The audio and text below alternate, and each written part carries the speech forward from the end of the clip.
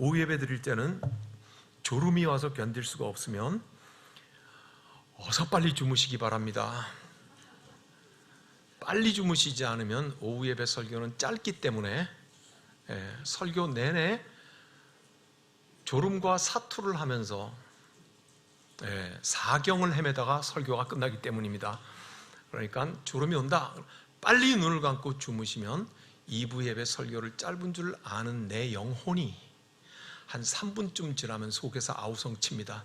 인간아 일어나라, 때가 되었도다, 그렇게 소리칩니다. 그때 일어나면 나머지 90%의 설교를 잘 듣고 은혜 가운데 가실 수가 있습니다.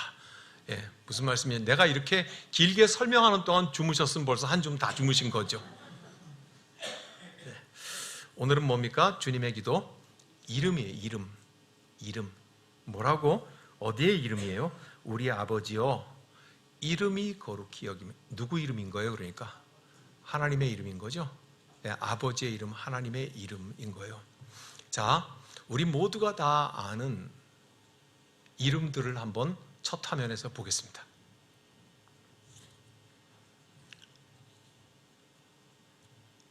자, 첫 줄부터 우리 한번 다 읽겠습니다. 시작. 나이키, 루이비통, 코카콜라, 롤렉스, 프라다, 맥도날드, 샤넬, 스타벅스. 모르는 게 하나도 없죠. 혹시 저기 있는 이름 가운데 2개 이상을 나는 모르겠다 하시는 분은 오늘 오전에 우리가 말씀을 나눈 대로 낮은 곳을 향한 자유가 충만하신 분입니다. 난 저런 거 다 관계없어도 나는 행복하고 기쁘게 주님 안에서 살 수 있다 하는 낮은 곳을 향한 자유가 가득 찬 분입니다. 다 아시죠? 나이키는 승리의 여신, 고대 히랍의 승리의 여신의 이름이 나이키예요. 근데 그거 갖다가 이게 화살표 같은 걸 하고 있잖아요, 그죠? 그리고는 저 모든 것들은 다 좋은 브랜드 이름들이죠. 그러니까 저것만 얘기하면 우리 모두가 다 고개를 끄덕거리죠. 다 서너 개씩은 가지고 계시죠? 아닌가? 모두가 다 알만한 것들이에요. 그러니까 프라다 그러면 롤렉스 그러니까 더 이상 설명이 필요 없는 거예요, 그죠? 저 이름 속에 모든 값어치가 다 들어 있는 것이다. 그 다음에 제가 최근에 발견한 건데 크리스티 경매 사진을 한번 또 보십시다. 저게 세계에서 유명한 크리스티 경매예요. 소더비 경매하고 같이 유명한 경매장인데요. 저 위에 있는 거를 오늘 팔겠다 그 말입니다. 저 팔겠다고 하는 그림은 척 보니 안목이 있는 우리 모두는 피카소의 그림인 걸 알겠습니다. 그죠? 저 피카소의 그림이 알제의 여인들이라고 하는 그림입니다. 얼마에 팔렸겠습니까? 1968억 원에 팔렸습니다. 근데 무려 2015년이니까 지금부터 8년 전에 1968억 원에 팔렸습니다. 저 그림은 뭘로 그렸겠습니까? 유화라고 되어 있어요. 유화. 그러니까 그림 물감인데 기름을 이렇게 개어서 하는 유화예요. 원가가 얼마나 치였겠습니까? 원가. 물감 값 들었겠죠? 그 다음에 저 그림 캔버스 값이 있었겠죠? 나무로 네모 틀을 해가지고 캔버스를 만들죠. 그 다음에 붓도 좀 들어가지 않았을까요? 붓값. 뭐 그런 거 몇 가지에 뭐가 좀 들었을 거예요. 그래서 원가가 얼마 들었는가 하는 거는 대충 짐작은 가는데 저게 1,700억 원 아니 2,000억 원, 1,968억 원이니까 그렇습니다.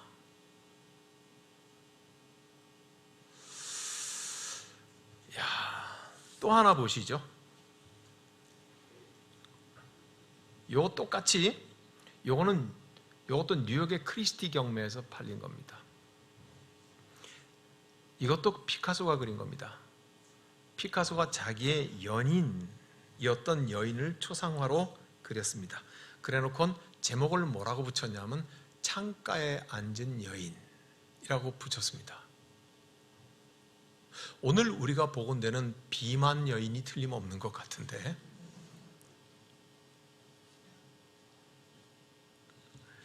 저 그림이 2021년도에 얼마에 팔렸냐? 1168억 3천만 원에 팔렸습니다. 1168억 3천만 원에 팔렸습니다. 저 그림의 원가는 또 얼마나 될까요? 여러분, 저 그림이 왜 1000억 이쪽 저쪽에 팔렸겠습니까? 이름이 있어서요. 누구의 이름이요? 피카소. 피카소의 이름이 저 그림을 1000억이 넘는 가치를 가지게 만들었습니다. 자, 원래 우리 두 번째 화면을 한번 보여주시죠. 아니요, 말고 히브리인들의 생각은요, 이름은 그 사람의 모든 것이에요. 지금 주님이 가르쳐 주신 기도는 히브리인인 예수님이 히브리 사람들에게 말씀하신 것이죠. 그러니까 히브리 사람들의 속에 전부 다 같은 생각이 들어있는 거예요. 히브리 사람들의 생각 속에 이름이라고 하는 것은 그 사람의 모든 것이다. 그러니까 하나님의 이름은요, 하나님의 모든 것이다, 그 말이죠. 하늘에 계신 우리 아버지요, 이름이 거룩히 여김을 받, 그 이름이라고 하는 건 아버지의 모든 것을, 이 말인 거죠. 네, 그러면은 하나님의 이름은 무엇인지 다음 화면을 한번 보죠. 히브리 사람들은 야훼라고 해요. 예? 야훼라고 하는 이름은 모세에게 떨기나무로 나타나신 하나님께서 애굽으로 들어간 내 백성 구원해 내라 하니까, 그럼 누가 나를 보냈다고 얘기해야 됩니까? 당신의 이름을 뭐라고 얘기해야 됩니까? 그랬더니 하나님께서 성경에서 처음으로 자기의 이름을 말씀하세요. 그러니까 히브리말 원어로는 야훼, 아쉐르, 야훼 그렇게 말씀을 하세요. 근데 이게 굉장히 어려운 이름이에요. 한국식 우리 글로 번역을 하면 이래요. 나는 나다. 그런 이름이에요. 뜻이 그래요. 야훼, 아쉐르, 야훼가 나는 나다. 그런 이름이에요. 영어로 번역을 하면 조금 더 이해할 듯 싶어요. 뭐라고 하냐면 I am. 다 아시죠? 그 다음에 boy나 girl이 붙죠. I am a boy. 우리 영어 배울 때 그랬잖아요. I am 해놓고 그 다음에 뭐 어떤 접속사가 나오냐 하면 who 이런 접속사가 나와요. who는 누구냐면 이런 말이에요. 그 뒤에 또 뭐가 나오냐면 I am 이렇게 나와요. 그러니까 영어로 말하면 이런 뜻이에요. I am who I am. 혹은 어떤 성경은 번역을 I am what I am 이렇게도 번역을 해요. 그러니까 I am 나는 who 누구냐면 I am 나다. 똑같죠?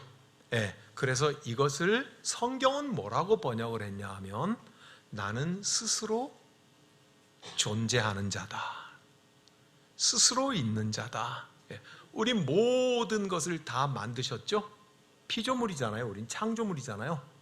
그러니까 누군가 어떤 존재가 만들었지 우리는 스스로 있는 존재는 아니에요. 그죠? 저와 여러분은 스스로 있는 존재는 아니에요. 우리 육체의 부모가 만들었어요. 그죠? 우리의 영혼은 하나님께로부터 온 것이고요. 맞죠? 그러니까 우리는 절대로 스스로 존재하는 사람이 아니에요. 교육을 좀 받았다고 나는 나 홀로 스스로 존재한다고 말하는 것은 그것은 교만한 거예요. 인간은 결코 스스로 존재하는 존재가 아니에요. 예. 그리고 우리가 자라면서 받은 교육도 타인으로부터 온 것이지 우리 스스로 존재해서 지금 이 자리에 온 게 아니에요. 그런 의미에서 세상의 모든 것들은 만들어진 존재인데 하나님은 뭐예요? 스스로 존재하는 자다. 그래서 모세가 하나님의 이름을 물었을 때 나는 스스로 존재하는 자다 라고 그렇게 이름을 말씀하셨어요. 그래서 이것을 일컬어서 야훼라고, 우리는 저걸 뭐라고 표기해요? 여호와라고 표기를 하잖아요. 그죠? 여호와, 야훼, 같은 이름인 거예요. 그러면 하나님의 이름, 오늘 우리의 설교 제목이 이름이에요. 그러면 하나님의 이름은 그 모든 것인데, 그 이름의 뜻은 뭐가 들어있냐? 첫 번째 뭐죠? 창조주. 아니, 저기다가 저렇게 내가 글씨를 써놨으면 아까부터 내가 써놓고 있는데 그 뜻이 뭐다 그러면 1번, 2번 딱 나오셔야 되지, 뭘 모르는 것처럼 그렇게 겸손하세요. 너무 지나친 거 아니야, 겸손이? 예. 자, 야훼라는 이름 속에는 두 가지의 내용이 있어요. 첫 번째는 뭐예요? 두 번째는요? 예, 이제 모두 깨어나신 것 같아요. 우리가 하나님을 말할 때 하나님은 창조의 주인이신 하나님이라는 뜻이 그 속에 있고, 두 번째는 구원의 주인이라는 뜻이 그 속에 있어요. 그래서 저 1번과 2번을 합쳐서 한 단어로 우리가 말을 해요. 뭐라고 해요? 야훼라고요. 또 그래서 다른 표현을 뭐라고 해요? 맨날 우리가 저걸 야훼라고 하나님의 이름을 부르면 건방지잖아요.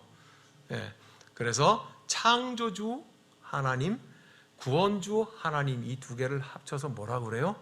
신학이라 그래요. 신학. 신학이라 그래요. 신학. 신학교에서는 그러니까 뭘 가르치는 거다? 창조주, 구원주를 가르치는 게 신학이에요. 예, 신학교 나왔는데 뭘 배웠냐고 물어보면, 우리가 배운 게 너무 많아서 조직신학이 어쩌고, 교회론이, 신약학, 구약학이 어떻고, 뭐 성령론, 이렇게 얘기를 하면 그 사람은 신학은 공부했는데 뭘 배웠는지 잘 모르는 사람이야. 그러니까 당신이 신학을 공부하는데 뭘 배웠느냐? 그럼 이름이 말을 하잖아요. 신의 학문이잖아요. 신학. 하나님을 공부하는 거잖아요. 그러면 하나님은 어떤 분이세요? 창조의 주인이시고 구원의 주인이신 거예요. 이걸 공부하는 게 신학이에요. 자, 그러면 신앙은 뭐예요? 신앙. 이걸 믿는 거죠. 예? 그러니까 여러분의 신앙은 뭐예요? 누가 여러분의 친구에게 전도를 하려고 했는데 그 친구가 되물었다고 쳐. 전도하려는 여러분한테. 그럼 넌 도대체 뭘 믿는 거야? 물었어.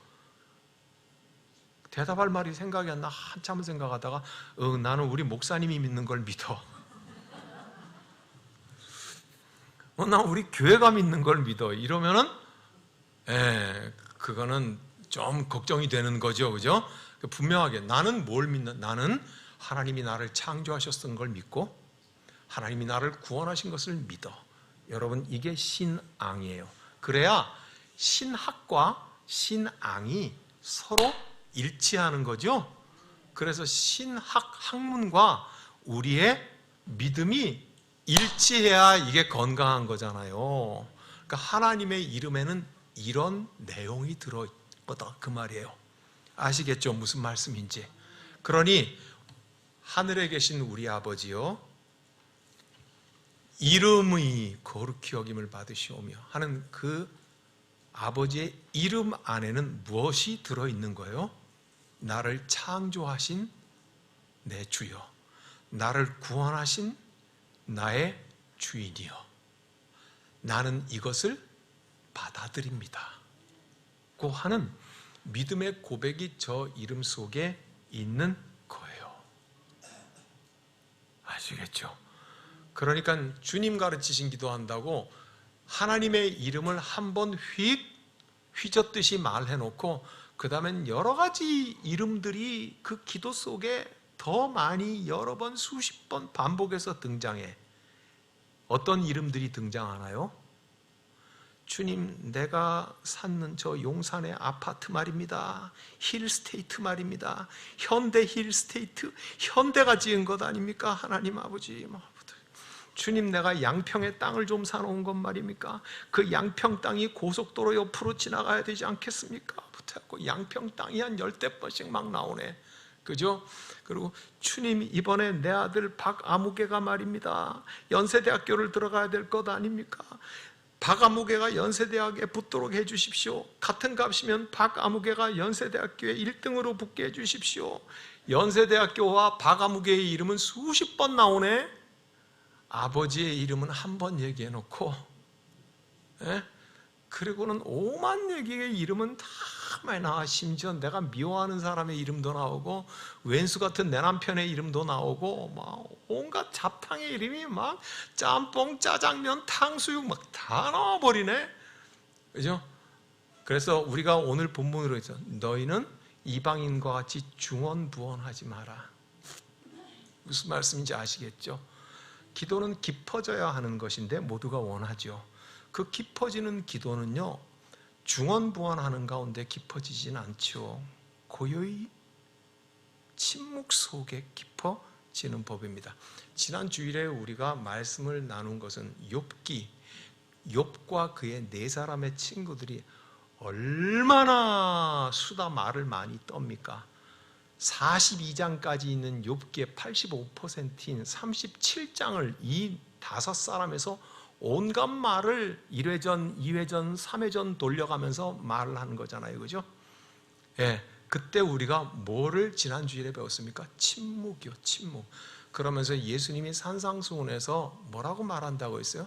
너희는 먼저 하나님의 나라를 구하라고. 마태복음 6장 33절에 하나님의 나라는 어떻게 구하냐? 예수님이 그 바로 앞에 뭐를 말씀하셨어요? 공중 나는 새와 들의 백합화를 보라, 그렇게 말씀하셨잖아요. 그래서 우리는 백합의 침묵에 대해서 함께 우리가 나누었잖아요. 뭐라고요? 백합은 아무 말도 하지 않아. 자기 삶의 고난의 분량을 그대로 담고 위치도 변경시키지 못한 채, 태양이 내려찌는 것도 막지 못한 채, 비바람이 부는데도 피하지 못한 채 자기의 고난을 그대로 가지고 있는 채 침묵하면서 살지요.